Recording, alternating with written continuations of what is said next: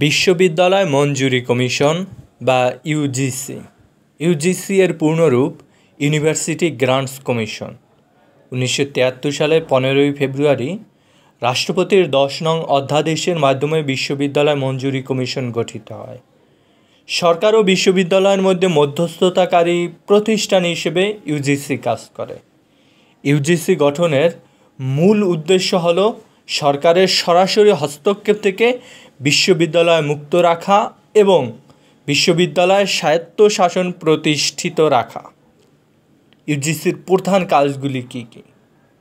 বিশ্ববিদ্যালয়ের শিক্ষার চাহিদা নিরূপণ করা এবং পরিকল্পনা প্রণয়ন করা, বিশ্ববিদ্যালয়ের আর্থিক প্রয়োজনীয়তা নিরূপণ করা, বিশ্ববিদ্যালয়ের উন্নয়ন পরিকল্পনা পরীক্ষা করা, সরকারের কাছ থেকে বিভিন্ন বিশ্ববিদ্যালয়ের জন্য পরিচালনা ও উন্নয়নের জন্য অর্থ বরাদ্দ দেওয়া, সরকারের নতুন বিশ্ববিদ্যালয় গঠনে ও বর্তমান বিশ্ববিদ্যালয়ের উন্নয়ন ও সম্প্রসারণের পরামর্শ দেওয়া।